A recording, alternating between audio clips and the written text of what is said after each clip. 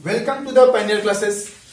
आज द्विघात समीकरण में हम लोग 4.2 में थे, जो कि क्वेश्चन नंबर 3 तक किए थे, और आज आगे चलेंगे क्वेश्चन नंबर 4 की तरफ। तो क्वेश्चन नंबर 4 में देखेंगे हम लोग। क्वेश्चन नंबर 4 जो आपकी स्क्रीन पर दिखाया जा रहा है, देखिए, तो कह रहा कि दो क्रमागत धनात्मक पूर्णांक ज्ञात करें जिनके वर्गों का योग 365 है। कह रहा है कि दो क्रमागत धनात्मक पूर्णांकों का योग ज्ञात करें जिनका योग 365 है। चलिए, तो ये देखिए क्वेश्चन नंबर 4 कह रहा कि दो क्रमागत संख्याएं, उनके योग कितना है, उनके वर्गों का योग करेंगे तो 365 आना चाहिए। तो माना कि पहली धनात्मक संख्या x है और दूसरी धनात्मक संख्या x+1। अब रही बात क्वेश्चन में कह रहा है क्रमागत की, तो क्रमागत का मतलब हम लोग पहले समझ लेंगे। क्रमागत का मतलब होता है लगातार। क्या होता है? लगातार, मतलब 1 2 3 4 5 इस तरह से। तो यहां पर हम लोग पहली संख्या ले लिए x और दूसरी संख्या ले लिए x+1। अब देखेंगे, कह रहा कि दोनों के वर्गों के योग 365 है। तो दोनों संख्या का वर्ग करेंगे, तो पहली संख्या x, तो x का वर्ग कर दिए, और कह रहा दूसरी संख्या, तो दूसरी संख्या x+1 का वर्ग कर दिए, और कह रहे इन दोनों के वर्गों का योग 365 है। अब चलिए, तो x² है तो x² प्लस में, अब यहां पर आए तो पता चला कि a+b के होल स्क्वायर के रूप में है। तो पहले ये हम लोग जान लेंगे कि a+b के होल स्क्वायर क्या होता है। तो a+b के whole square equal to a² plus b² plus 2ab, इस रूप में ये है। तो यहां पर देखेंगे कि a का मान x है और b के मान 1 है। तो चलिए, a² मतलब x² प्लस में b² मतलब 1² प्लस में 2ab, तो 2 इंटू a का मान x और b का मान 1 इक्वल टू 365। अब आगे करते हैं। तो 1 देखिए, x² यहां है और फिर x² यहां है, तो 1 और 1 2 हो गया, तो यहां पर लिखेंगे 2x² प्लस में 1 का स्क्वायर करेंगे तो 1 होगा, और प्लस में 2 इंटू x इंटू 1 इसका करेंगे तो 2x होगा, इक्वल टू 365। तो 2x² है तो 2x² है तो 2x² प्लस में यहां पर 2x है तो प्लस 2x, फिर प्लस में ये 1 है तो 1, और 365 उधर माइनस में, इधर आएगा तो सॉरी उधर प्लस में है, इधर आएगा तो माइनस में 365 इक्वल टू 0।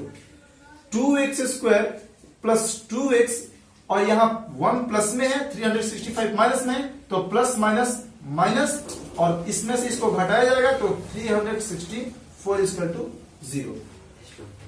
अब देखिए, अब इसको और छोटा चाहिएगा तो अब और छोटा कर सकते हैं। तो छोटा करने के लिए हम सब में से 2 को कॉमन लेंगे, तो यहां से 2 निकाले तो यहां पर x² बच गया, और यहां पर x बच गया, और यहां पर -182 इक्वल टू 0।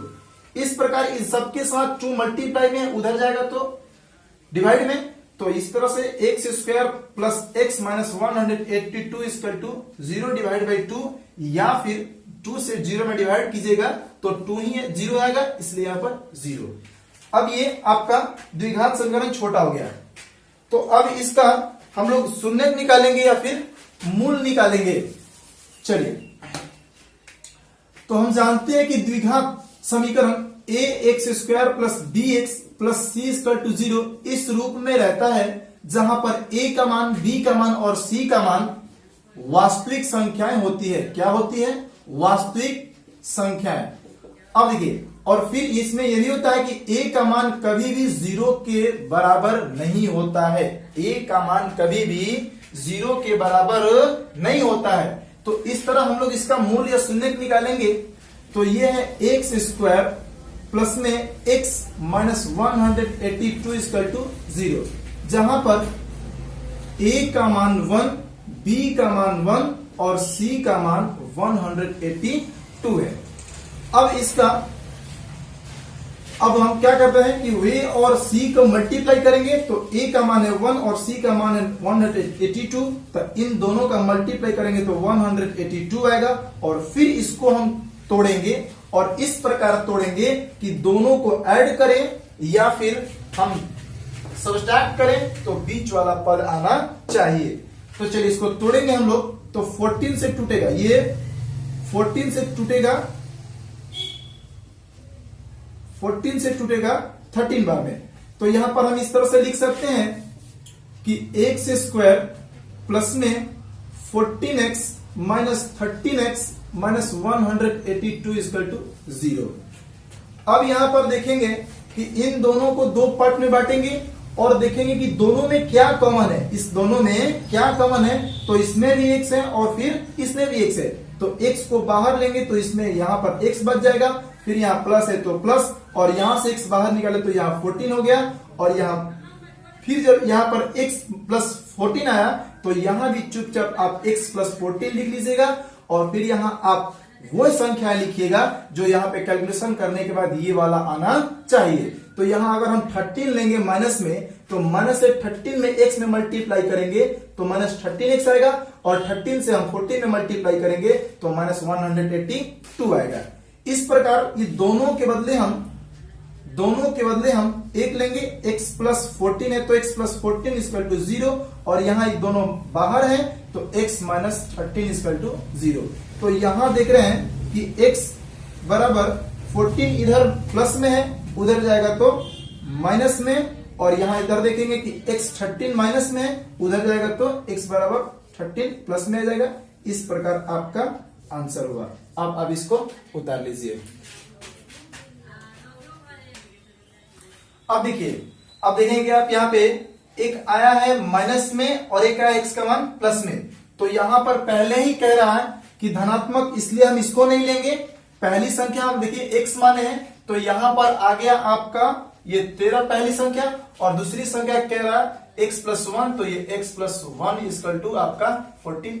ये दोनों आपके आंसर हैं। चलिए इसको उतारिए। अब इसको साफ किया जाए।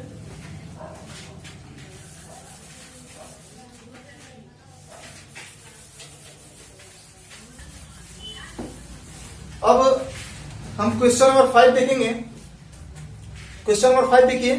क्वेश्चन नंबर 5 कह रहा है कि एक समकोण त्रिभुज की ऊंचाई उसके आधार से 7 कम है, और यदि कर्ण 13 सेंटीमीटर का है तो दो अन्य भुजाएं ज्ञात कीजिए।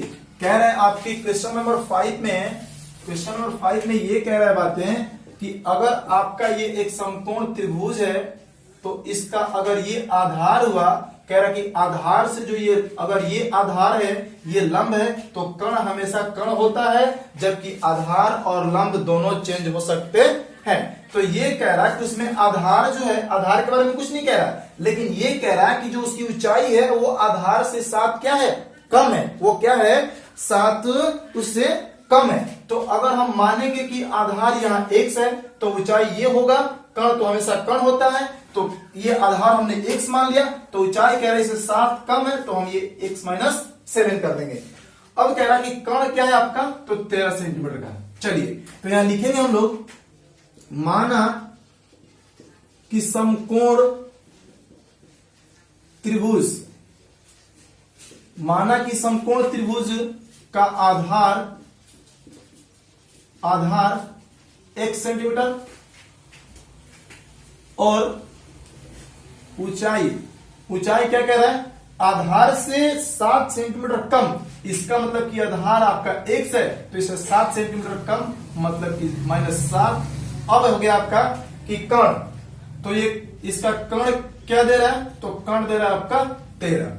अब चलिए तो लिखेंगे इस प्रकार, पाइथागोरस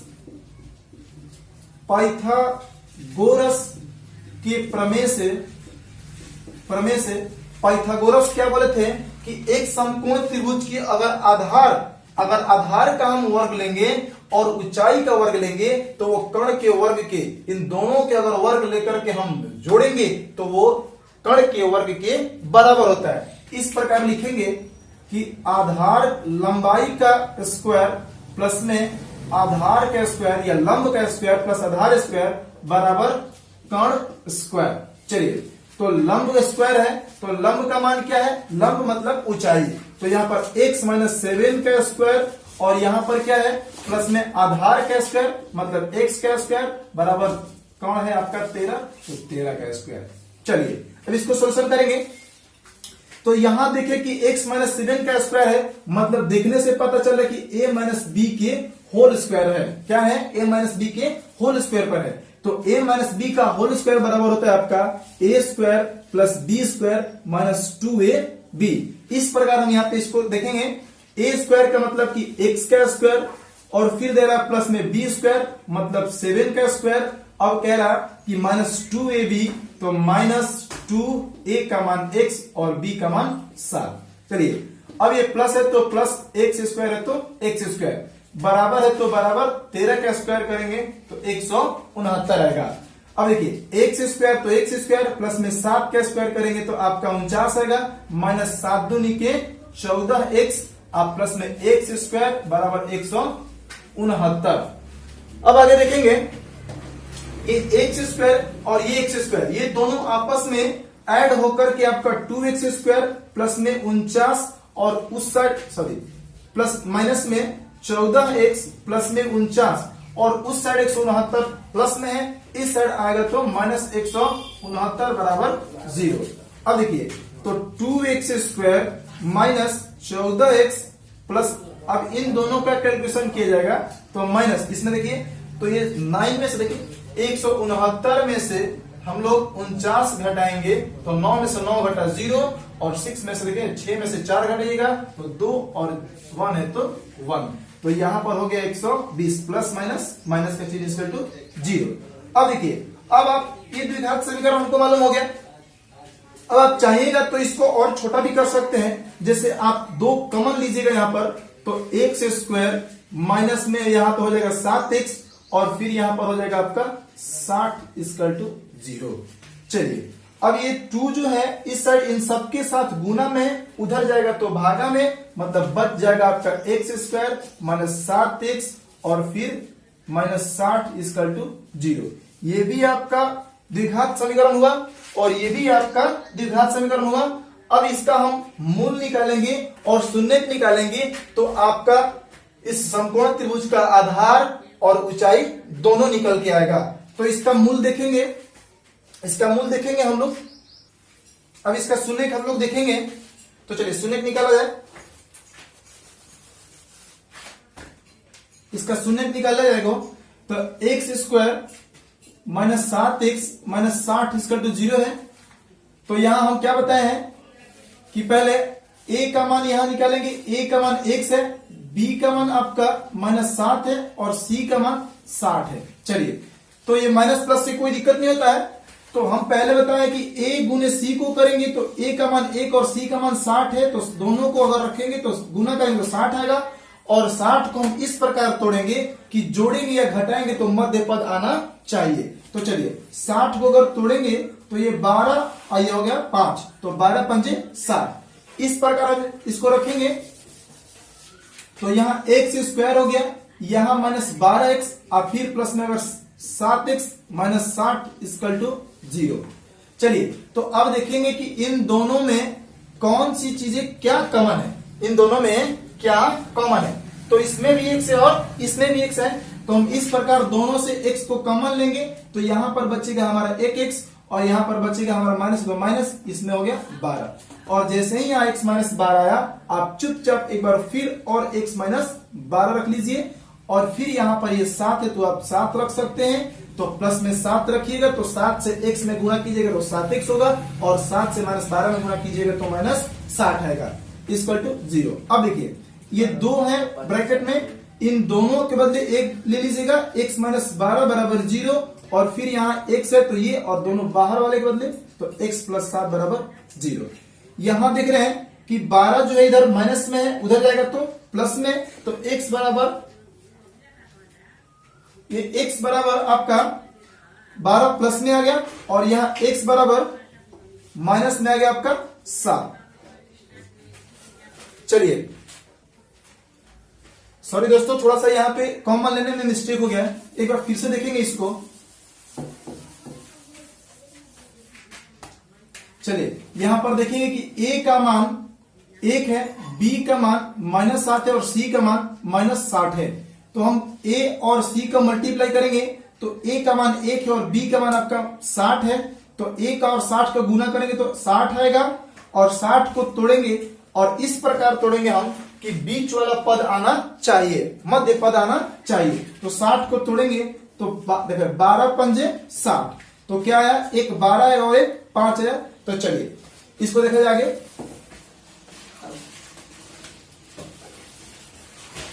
तो यहां पर हम x² minus 12x plus 5x minus 60 बराबर 0 लिख सकते हैं। अब देखिए तो इन दोनों में देखेंगे कि क्या कॉमन है, तो इसमें भी x है और इसमें भी x है। तो इसमें से x निकालेंगे कॉमन तो यहां पर x बचेगा और यहां माइनस है तो माइनस, और इसमें से x कॉमन निकाल लिए तो यहां प्लस में 12 बच गया। अब यही चीजें फिर यहां रखेंगे हम x माइनस 12।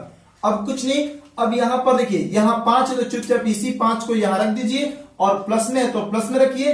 5 को आप 1 से गुना कीजिए तो 5x होगा और 5 को -12 से गुना कीजिएगा तो -60 होगा। इस प्रकार ये देखिए जो दो को कोष्ट में है इस दोनों के बदले 1 ले लीजिएगा तो x माइनस 12 बराबर 0, और यहां पर दोनों कोष्ट अगर बाहर है तो इन दोनों को एक बार ले लेंगे तो x प्लस 5 बराबर 0।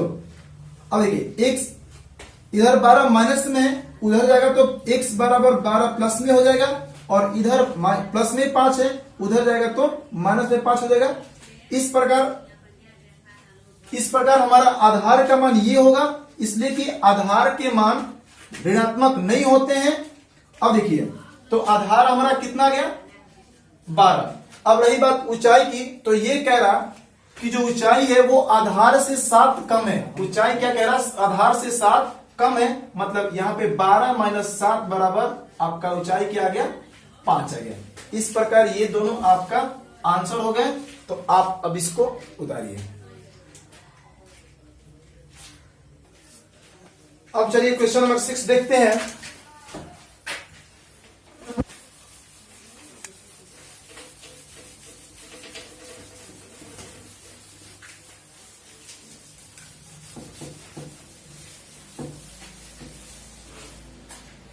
क्वेश्चन नंबर 6 है, क्वेश्चन नंबर 6 है कि एक कुटीर उद्योग एक दिन में कुछ बर्तनों का निर्माण करता है। क्वेश्चन नंबर 6 है, एक कुटीर उद्योग एक दिन में कुछ बर्तनों का निर्माण करता है। एक विशेष दिन यह देखा गया कि प्रत्येक नग की निर्माण लागत उस दिन के निर्माण किए गए बर्तनों के संख्या से दोगुने से 3 अधिक है। दोगुने से 3 अधिक थी। यदि उस दिन की कुल निर्माण लागत 90 रुपए थी तो निर्मित बर्तनों की संख्या और प्रत्येक नग की लागत ज्ञात कीजिए। कह रहा कि एक कुटीर उद्योग है। कुटीर उद्योग का मतलब एक छोटा सा फैक्ट्री, एक कंपनी समझ लीजिए जो बर्तन बनाने वाली है। अब कह रहा कि एक निश्चित दिन तय किया गया और उसमें यह देखा गया कि जो पहले बर्तन तैयार हो रहा था उसके मुकाबले में दोगुने से 3 अधिक बर्तन बनाया गया, जिसकी लागत कुल 90 रुपया हुआ। तो दिखा इधर देखिए आप, तो माना कि बर्तन की या माना कि बर्तन की निर्माण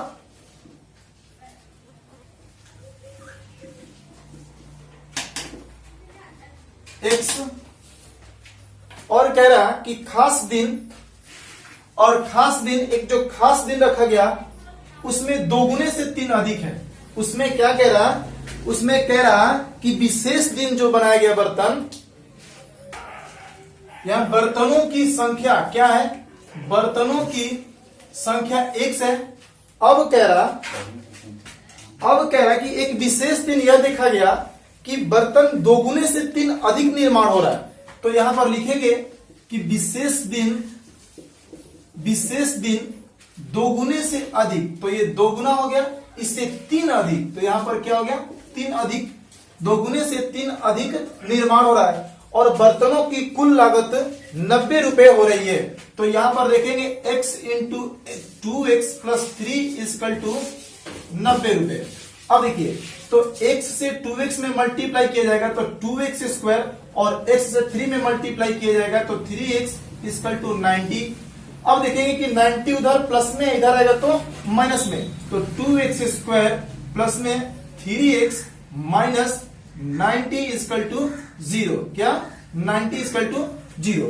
अब हम इसका मूल्य शून्य निकालेंगे, तो मूल्य शून्य निकाला जाएगा तो इसमें देखा जाएगा कि a का वैल्यू 2 है, b का वैल्यू 3 है और c का वैल्यू 90 है।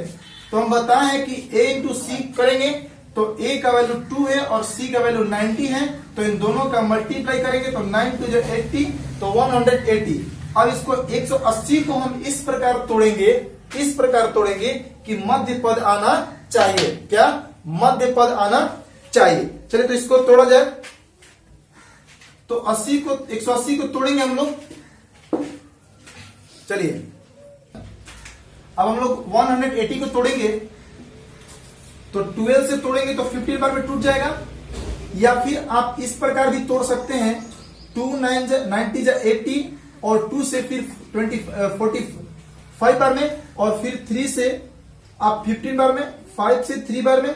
अब इस प्रकार इसको तोड़िएगा तो ये भी हो जाएगा आपका, देखिए 12 इंटू 15, तो किसमें टूटा 12 में और 15 में।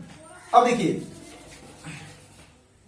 तो यहां पर 2x स्क्वायर ये 15 है तो प्लस में 15x और फिर माइनस में 12x माइनस 90 इक्वल टू 0। चलिए तो अब इन दोनों में से हम कॉमन लेंगे तो देखेंगे कि दोनों में क्या है जो दोनों में शामिल है। तो x इसमें भी और x इसमें भी है, इसमें से अगर x लेंगे तो यहां पर 2x बचेगा और इसमें से x कॉमन लिए तो यहां पर 15 बचा। और जैसे यहां 2x प्लस 15 आया तो यहां भी चुपचाप आप 2x प्लस 15 ले लीजिए और यहां आप लीजिएगा 12, और ये देखिए यहां पर माइनस 12x है तो आप यहां पर माइनस 12 लीजिए, सॉरी यहां पर 6 लीजिएगा तो 6 से आप 2x में मल्टीप्लाई कीजिएगा तो माइनस 12x होगा और 6 से आप माइनस 15 में मल्टीप्लाई कीजिएगा तो माइनस 90 आएगा। अब इन दोनों के बदले एक लीजिएगा तो 2x प्लस 15 इक्वल टू 0 और यहां पर x माइनस 6 इक्वल टू 0। तो यहां पर होगा 2x इक्वल टू, इधर 15 प्लस में है उधर जाएगा तो 15 माइनस में, और यहाँ x के साथ 2 मल्टीप्लाई में उधर जाएगा तो डिवाइड में, तो 15 डिवाइड बाई 2, और यहाँ पर x इधर x के साथ 6 माइनस में उधर जाएगा तो x इक्वल टू 6 आएगा। और यहाँ पर बर्तनों की संख्या ऋणात्मक नहीं होती है इसलिए हम बर्तनों की संख्या कितना मानेंगे 6। अब यहाँ कि कितने टोटल बर्तन बने तो 6, कुल बर्तन कितने बने तो 6 बने और इनका लागत क्या है तो 90 रुपए। तो 6 बर्तनों का लागत 90 रुपए, तो एक बर्तनों का अगर निकालना है तो 90 डिवाइड बाई 6, इसका मतलब कि 6 1 जा 6 और यहाँ 3 बचा और 0 तो 6 5 जा 30। यहाँ पर आपका एक बर्तन का लागत 90 रुपए हुआ जो कि इस प्रकार बना। अभी इसको उतार लीजिए। चलिए आज आपका 4.2 समाप्त हुआ और अगले वीडियो में हम लोग 4.3 देखा जाएगा। अब मेरा वीडियो अगर आपको अच्छा लगे तो लाइक करें, मेरे चैनल को सब्सक्राइब करें और कमेंट करें तथा मेरे वीडियो को उन बच्चों तक पहुंचाएं जो लॉकडाउन में ट्यूशन संस्थान बंद होने की वजह से पढ़ाई रुकी हुई है। चलिए धन्यवाद।